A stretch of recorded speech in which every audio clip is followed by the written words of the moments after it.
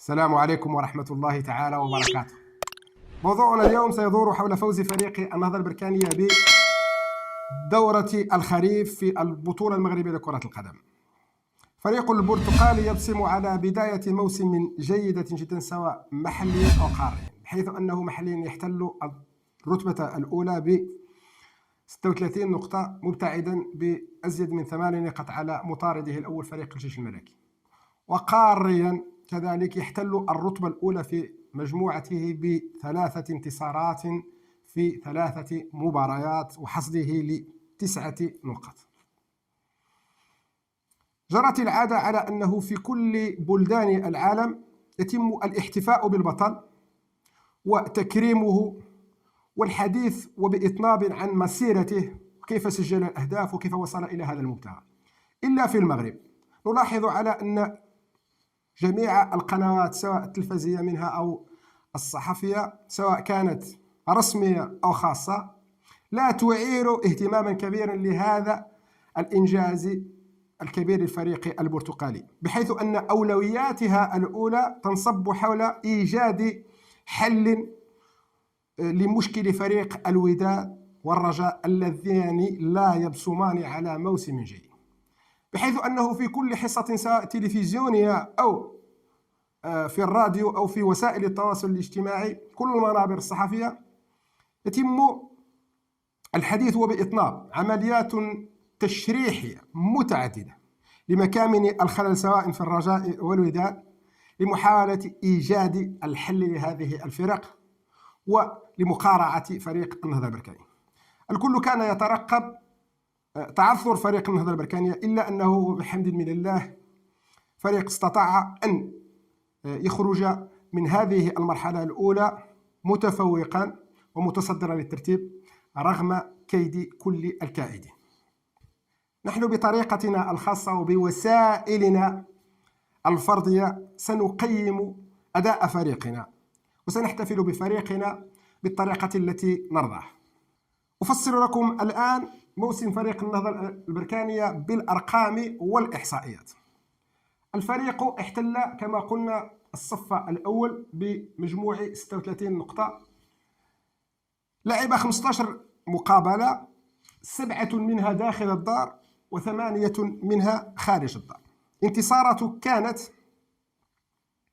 5 انتصارات داخل بركان بالملعب البلدي و6 انتصارات خارج الملعب البلدي. هذا المؤشر هذا الأول يعطينا ديجا واحد لا فيزيون على لو روندومون ديال الاداء ديال الفريق داخل بركان وخارج بركان. كذلك انه حقق تعادلا واحد من بركان وانهزاما واحد. الانهزام الوحيد الذي حققه فريق الذي تحصل عليه فريق النهضة البركانية كان بالملعب البلدي ضد فريق الفتح الرباطي. خارج الميدان حقق تعادلين و0 هزيمة، لم ينهزم قط خارج الميدان. الأهداف المسجلة: سجل فريق النهضة البركانية كما ترون 22 هدف، 10 أهداف داخل بركان و12 هدف خارج بركان. إحصائيات أخرى يعني تبين على أنه هنالك مردود ربما أحسن للفريق خارج بركان على مردوده لما يلعب بالملعب البلدي بمدينة بركان. الإحصائية الموالية هي عدد الأهداف ضد الفريق. كنا شفنا لي بيت بور، ماتنون غادي نشوفوا لي بيت كونتر. 6 أهداف سجلت فقط على فريق النهضة البركانية، وهنا الموطن الوحيد الذي فيه تكافؤ، بحيث أننا نجد على أنه استقبل 3 أهداف بالبلدي و3 أهداف خارج معاقله. النقاط المتحصل عليها نجد على أنه تحصل على 16 نقطة فقط داخل بركان، بينما تحصل على 20 نقطة خارج بركان. كل هذه الإحصائيات لحد الآن كما قلت تبين على أن الفريق عنده واحد سو ليبر بتاتر بلوس اون دور من يلعب برا على بركان كو من يلعب في بركان. الإحصائية الموالية هي عدد المباريات التي حافظ فيها فريق النهضة البركانية، أو بالأحرف حافظ فيها منير المحمدي على شباكه نظيفة، ما يسمى بالكلين شيت. عددها في البطولة المغربية 9 مباريات، سون انكيسي لو موندر بوت، يعني عنده 9 ديال لي كلين شيت، 4 داخل بركان و5 خارج بركان كما نشوف. وهنا كنشوفوا كذلك على انه ربما كاين كذلك يعني بلوس لو روندومون برا على بركان كو في بركان. بالنسبه لاكبر حصص سواء الانتصار او الانهزام، نشوفوا على ان اكبر حصه انتصر بها فريق النهضه البركانيه هو 3-0 وكانت داخل بركان. هنايا بور لا بروميير فوا كاين واحد لانديس اللي يبين على انه كاين حاجه بوزيتيف منين نلعبوا في بركان. و حصه و2-0 كاكبر حصه حققها خارج قواعده خارج بركان. الان غادي نمشيو لواحد النوع اخر ديال الاحصائيات ان بو بروفيسيونيل اللي فيه شويه ديال لا بيرتينونس وشويه ديال التدقيق. شوفوا يعني معدل التهديف عند فريق النهضه البركانيه، شحال كيقعد ديال الوقت فريق النهضه البركانيه باش يسجل هدف. المعدل هو 51 دقيقه. كذلك هنالك تباين ما بين لاعب في بركان وخارج بركان، بحيث انه معدل داخل بركان يباس 44 دقيقه بوغ رياليزي ان بوت، ودور دو بركان خارج القواعد يباس 54 دقيقه باش يسجل هدف. مرة أخرى هنايا المرة الثانية اللي كنشوفوا على أنه الأداء ولا لو روندومون كيكون هنا بلوس بوزيتيف في هذا لو دومين هذا تاع التهديف كو في داخل بركان كو خارج بركان. الإحصائية الموالية هي عدد الدقائق التي من بعدها يسجل ضد فريق النهضة البركاني. المعدل هو 37 دقيقة، يعني بركان كيقعدوا 37 دقيقة باش يونكيسيو ان بوت. هنايا كذلك كاين تفارق ما بين داخل وخارج الميدان، بحيث انه داخل الميدان او بو دو 29 دقيقه فقط يونكيسي ان بوت، الوغ كو برا على بركان كيجلسوا 43 دقيقه باش يونكيسيو ان بوت. دونك هنا اوسي لا توندونس بلوس بوزيتيف فيغ كونت يجو ا ليكستيريور من يلعبوا برا على بركان.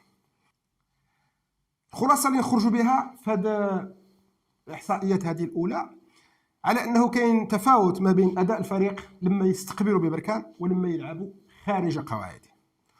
وهنا كنشوفوا على انه حان الاوان على الفريق باش يكون واحد المراجعه سواء على مستوى الفريق ولا على مستوى الاداره ولا على مستوى الجماهير كذلك، بحيث انه يجب تضافر الجهود. لكن نشوف على انه خص يكون هنالك واحد لا سانتوني، يكون واحد التوافق ما بين هذه المكونات الثلاث. لما لا ندعيو كاع لواحد الاجتماع ما بين ممثلين ديال الفريق، شخص السي الشعباني وقائد الفريق ولا واحد لي دو كابيتان دو تخوا كابيتان والمدرب وطاقم من الاداره، شخص الرئيس ولا النائب ديالو، ولا يكون هناك واحد الاجتماع اون سو دي لي كات فيغيتي، اون سو دي هذا العزوف هذا ربما اللي كاين ربما في بركان عن التشجيع وعن مجموعه ديال المشاكل، باش نحاولوا نوجدوا واحد الاجابه ونحاولوا نصحوا هذا المسار هذا، بحيث انه تاريخيا حنا بركان معروفين انه نكونوا احسن من نلعبوا في بركان كو من نلعبوا برا. نقول هذا الهضره باسكو حنا في بركان معروفين تاريخيا على ان الاداء ديال النهضه البركانيه كيكون بلوس بوزيتيف من تستقبل على من تخرج برا، باسكو علي بورتي سور هذاك لوند ديال لي سوبورتور وديال هذيك لا فيرفور ديالهم اي تو. والدليل على انه قاريا فريق النهضه البركانيه هو الفريق المغربي الوحيد الذي لم ينهزم، وبحمد من الله ما ينهزمش لحد الان في منافسات الكونفدراليه، وعنده الركور ربما افريقي كاع ماشي غير وطني. راه الفريق الوحيد اللي لعب 45 مباراه افريقيا وما انهزم الحمد لله حتى في شي وحده بها. اذا خصنا نديروا واحد العمليه نتاع الاسقاط ونشوفوا الظروف، علاش الظروف مواتيه افريقيا باش ما نخسروش بركان يكون النتائج ديالنا ديما ايجابيه في بركان، وعلاش في البطوله عندنا هذا ربما هذا شويه ديال العزوف ديال الجمهور ربما. اذا خص كما قلت لكم يكون واحد الاجتماع ما بين الاطراف الثلاث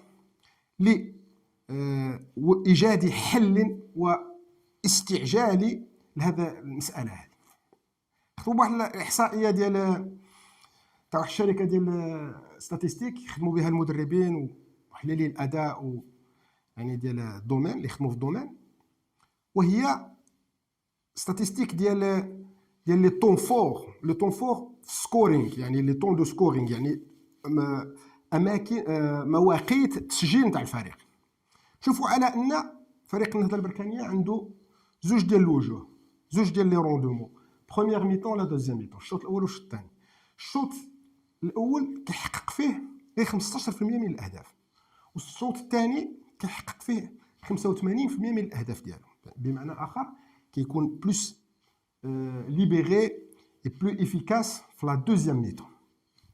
نمشيو ونشوفوا هذا الشيء عن قرب، نشوفوا على انه من 0 الى 15 دقيقه، يعني من البدايه ديال المقابله حتى للربع ساعه الاول ما يحقق حتى شي هدف. كيحقق اونتر 15 دقيقه و 30 دقيقه كيحقق 5% ديال الاهداف، 5% ديال الاهداف. و 30 دقيقه ل 45 كيحقق 10%.